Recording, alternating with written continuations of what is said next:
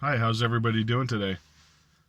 Today I'm going to talk about what a lot of metaphysical coaches or teachers or spiritual practitioners or spiritual teachers aren't really willing to share with you, especially early on. And I talked about a little about it in my previous videos about the universe being, testing you and stuff like that.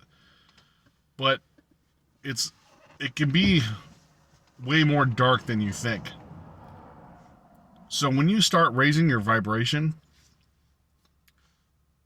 you're going to bring up those childhood traumas. They're going to resurface.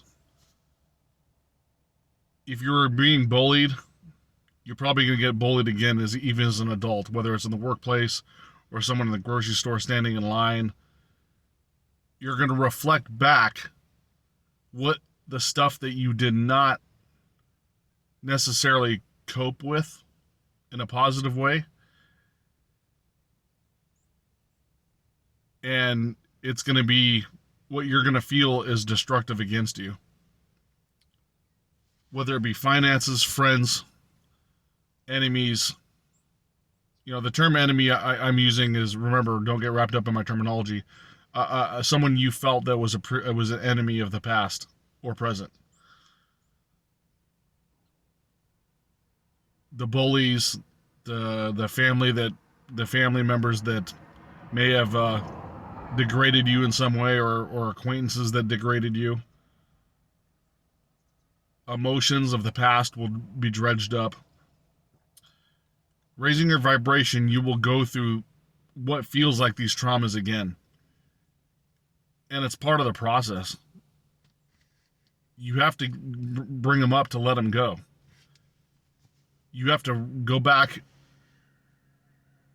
kind of access that, random access memory of the past, bring the emotion all the way up, and bring it forth. And find out what it really was, and let it go.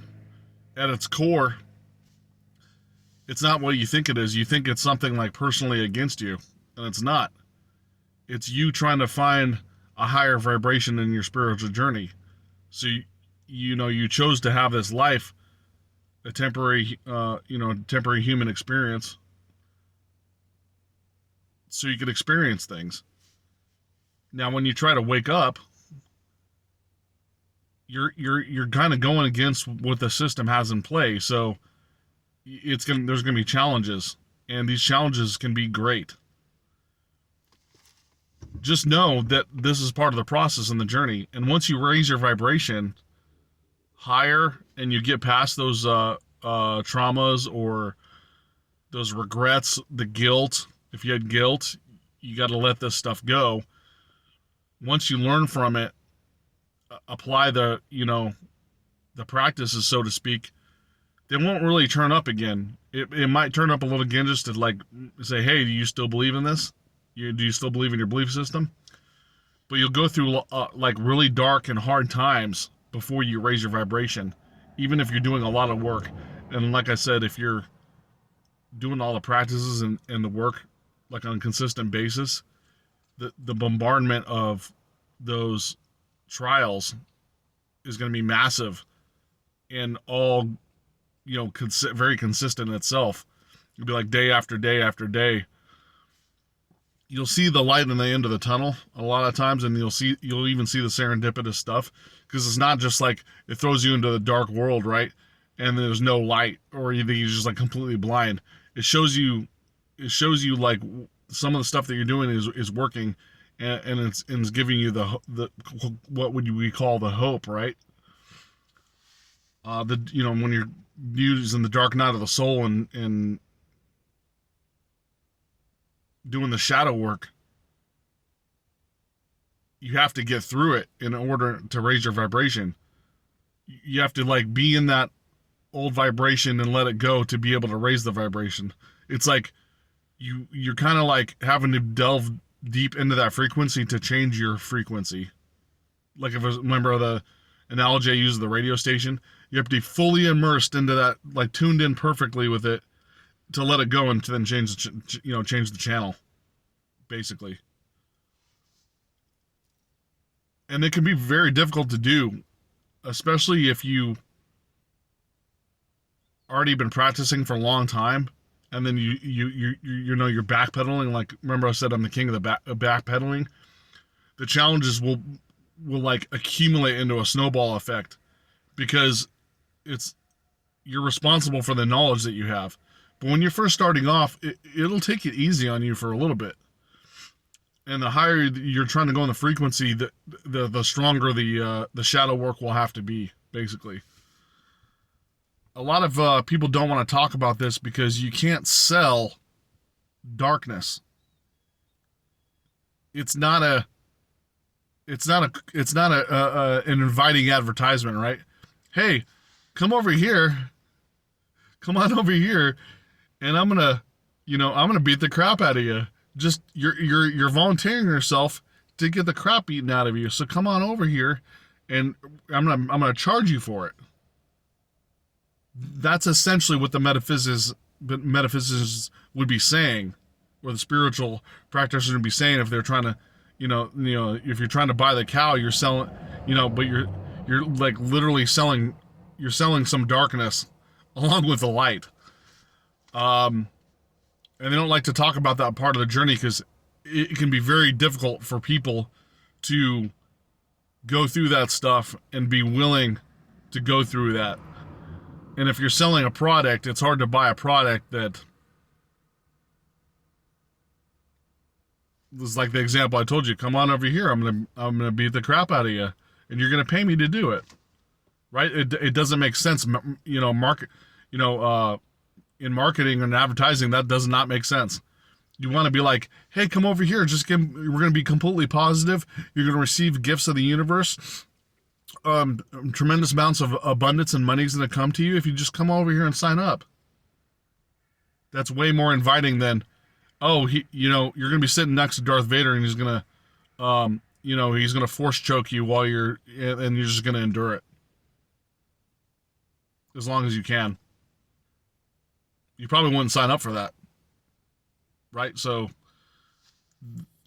that's why I also kind of talked about when I talked about like doing seminars for a certain amount of money, it's a reasonable amount of money. When someone's doing seminars for thousands and thousands and thousands of dollars, I won't name individuals, but if you're doing a seminar that costs $5,000 to $10,000 and it's only like 2 days, a total of 16 hours, 8 hours each day, why are you charging people $10,000 for 16 hours of your time?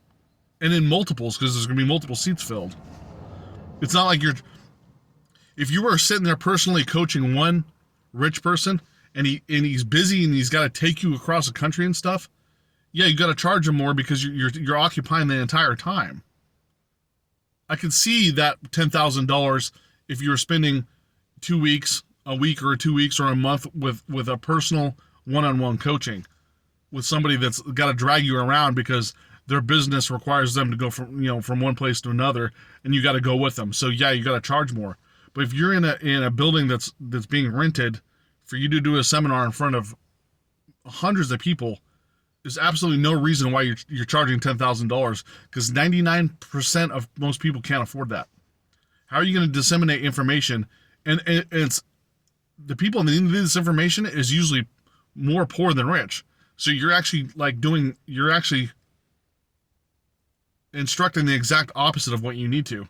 The people that are poor usually need more coaching than someone that's rich. Someone that's rich has already, probably figured out some of the stuff already. And they're not really that desperate to like change their life, because why would they? They're living a happy life, traveling around and they can buy whatever they want and they're not hungry or anything. And they always have a roof over their head no matter where they are.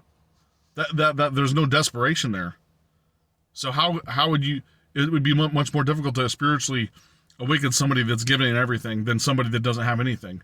So this information that you're giving out and coaching to people should be going more towards the people that need the help. So I'm kind of beating a dead horse here. So if I do a seminar, You know, all my information on YouTube is free. I'm giving you all this information free. I have no problem. That's why I'm talking about it. But when we do if I do a seminar, it's not going to cost $10,000 a person. So just be aware that in the future, if I do run a seminar, don't worry, I'm not going to try to break your bank account, is what I'm saying. And I'll try to have like me, maybe even like a couple, maybe a guest speaker or two along with me, so you're not just listening to me talk for 16 hours, which would probably be boring because I'm not much of a I'm not very good storyteller, but I do like to give out information, right? So I just want to let you know that when I'm advertising, you know, we're advertising spirituality, but just know that you have to do the dark side stuff as well to get through the traumas. It's part of it. Just know that those some of those traumas are going to be dredged up when you're on your spiritual journey. I just want to be, you know, make sure you're aware of this. And if you watch my, you know, future videos or whatever, say, Brandon, you know, everything you're teaching me is just destroying me.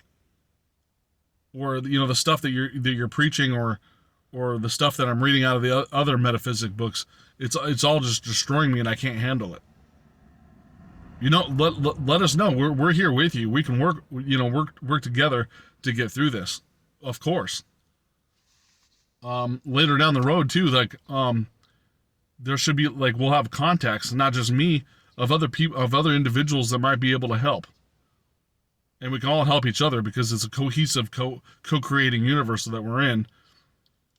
So we'll try to, you know, if we have to help each other one-on-one, we will, you know, to our best ability. So that's all I wanted to get across today. I look forward to doing another video tomorrow. As always, I appreciate you guys watching, and have a nice day.